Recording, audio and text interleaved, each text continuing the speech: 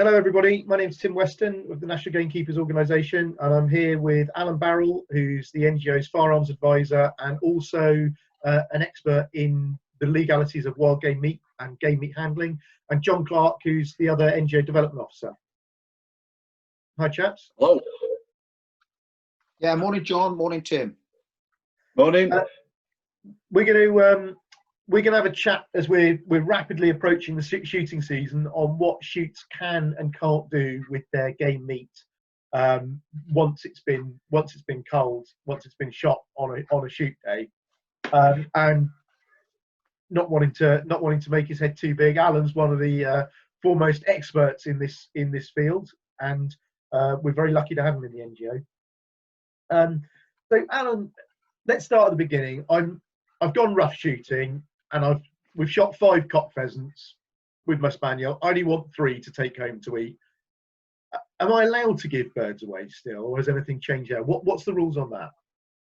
Yeah, nothing's changed there. You're allowed to give those birds away. You can give those surplus birds away. Your only responsibility is to ensure that they're safe to eat. Okay, and that can mean I can give those away to anybody I like, can I? You give them away to family and friends. It mustn't be by way of trade or swapping for something else, because that would be introducing a business element. So you can't sell them, and you can't make money out of it. That's what you're saying. Yeah, what I'm saying is you can't sell them or make money out of them without exploring the terms under which you can actually do that. So there's a bit of legislation that we don't really need to go into too deeply, and a qualification that you need to have to go any further. So for instance, if you were supplying to a dealer, you would need to go a little bit further. Okay, well let's. I want to supply to the dealer, so I want to take my birds from the shoot and go to the dealer. Yeah. Okay. In order to supply to a dealer, you need a qualification as a trained hunter. That simply is it requires all the birds to be inspected before they go to the dealer. For any that are unfit to go into the human food chain to be rejected, and this requires the person to actually be qualified to do it. So you mentioned trained hunter. Where could anybody get that trained hunter certificate? Yeah, the award is made by the National Gamekeepers Organisation, the NGO. I'm actually the trainer that actually conducts and assesses those courses for the NGO at the moment. And the NGO is approved by the Food Standards Agency to make those awards. So come to the NGO, we can provide the training. Okay, well we'll put in the description, we'll put a link on how to find more information on our website and how to find the number. Yeah, and we've got some nice articles that we've published in recent copies of Keeping the Balance, the NGO's quarterly magazine. Okay, excellent. So, go on, John. Sorry. So if I shoot and we've got a few birds left over, can I take them to the pub? Can I take them to the back door of the pub and swap them for pints or sell them? Yeah, yes, you can, and you can do that, providing a couple of things are complied with. The most important thing is that you need to register with the local authority as a food business. If we're supplying any game other than to our own family or friends, then we are in effect conducting a food business, and we need to register with the local authority to do that. And then we have a responsibility still to ensure that they're safe to eat. And that's about it. There's an exemption from most of the food hygiene regulations if you're doing that supply, but there isn't an exemption from registering with the local authority as a food business. Now, so to register with a local authority, that sounds really complicated. Is it? No, it's very easy. It's very easy. I've actually looked at this this morning. I live in Shropshire, and I went onto the Shropshire Council website, and in the search box at the top, I typed in food business, It came up with various things in relation to food businesses. The first one was advice on setting up food businesses.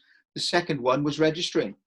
I clicked on that, and it gave me advice and a form that was easy to use, that I could simply follow my way through and send it. And because I've done this very recently, I know that they now give a unique number at the end of it, which is your food business number. And it is very, very easy. Just go onto your local authority website, search for food business or registration as a food business, and it'll come up with the form that you do online. And it costs nothing. Right. Is there a cost? Oh, I just answered my question. There's no cost, right? No, there's no cost. So Alan, in summary on that section, any person, whether they're a business or not, because we use the term food business, but whether they're a business or not, any person that's supplying any game meat to anyone other than their friends or family needs to be registered with the local authority. You've got it, Tim. Absolutely. Perfect. It's quite, and that process is quite simple. And if you're an NGO member, we can help with that process too. Yeah, yes, we can. Where the confusion has arisen is that if you're doing that initial supply to the pub or local retailer, or even to people down the village, you're exempt from an awful lot of the food hygiene regulations. And people naturally think that includes registration with the local authority, but in actual fact, it doesn't. The local authority need to know you're putting food into the food chain. The local authority have a responsibility there to ensure that you're doing the job properly, and they need to know. So you have a responsibility to register with the local authority. You keep mentioning game, so obviously that's pheasants, partridge. Does that include pigeons? Does that include rabbits as well, and deer? Yeah, it actually includes, for the purpose of this, it actually includes any animal, any wild animal, that's something that isn't farmed, that we're going to put into the food chain. So it includes pigeons, rabbits. If you've got a butcher that will take grey squirrels and you're putting grey squirrels to him, or rooks to him, or something like that, it's any wild animal that's going to go into the food chain. Any wild animal or bird that's going to go into the food chain. Yeah. Okay. A couple of years ago, quite a lot of shoots, Alan, I know you're involved with helping some of our members in setting up their own processing, their own way of processing birds, so breasting partridges, plucking pheasants, etc. What are the a very simplified way, but what are the steps we need to take? I want to start processing my pheasants this year to go into local pubs and local shops. How can I do that? Right. First thing you need to have is suitable premises.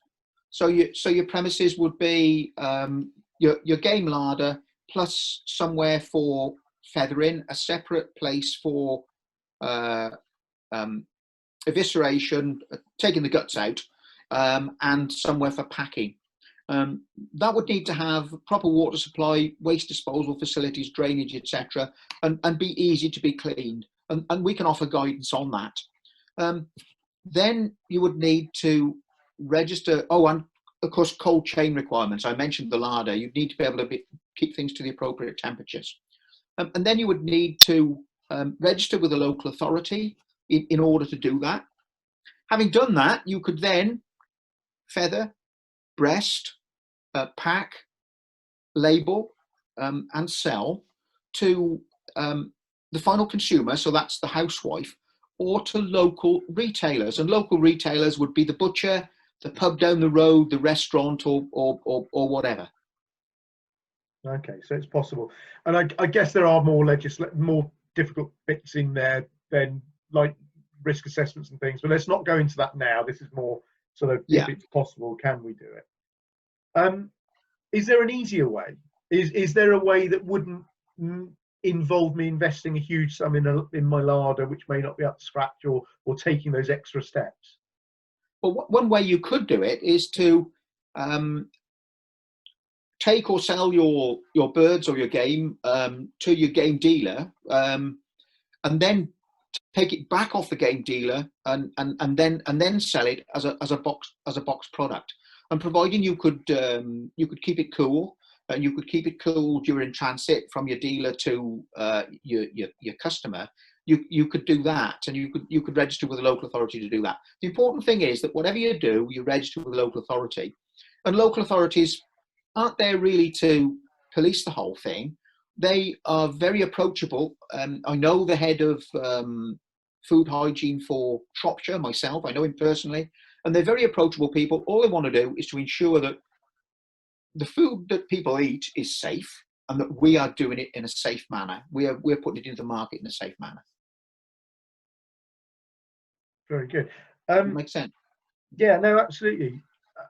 So if we could just summarise, I think I'm shooting for myself. I'm shooting rabbits and pheasants myself, and I'm giving a couple away to my cousin. I need to do nothing more other than have permission to go shooting. I don't need to make sure there's permission to go shooting, shoot them lawfully, and make sure they're safe. Make sure the food is safe, which is what we would normally do for friends and family anyway. We don't want to cause people, major problems through what they're eating. Yeah. So the next stage is I want to maybe sell something to my beaters or my guns, or take it to a game dealer, or sell it to a local outlet. I then need to be registered with the local council as a food business. That's correct. And have a game meat hygiene training qualification. Yes. And then the next stage beyond that is processing yourself, where you need a council inspection to come and look at your premises.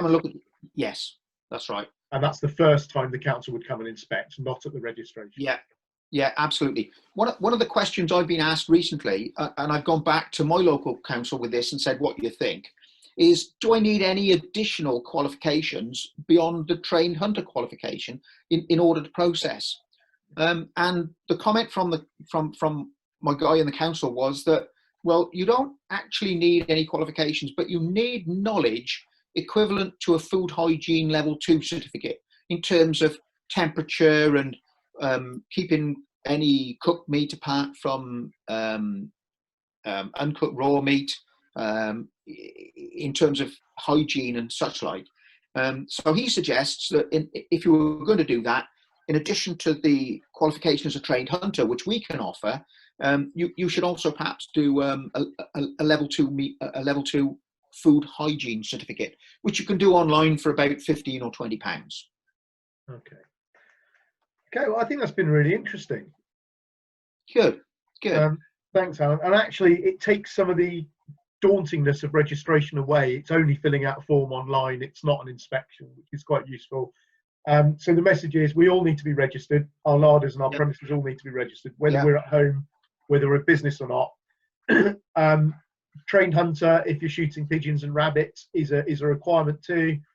You can take the course with the NGO, with Alan as the trainer, and working with your game dealer can work as well, to have them process the product for you, which negates having to have your own processing facilities and inspections and vet checks and things. So there's lots of food for thought there, excuse the pun. There is. And if anyone wants any more information, they can contact the NGO through www.nationalgamekeepers.org.uk, and all our contact details are there. So thank you very much, chaps. We'll speak to you soon. Okay, all the best. See you soon. Okay. Thank you. Bye.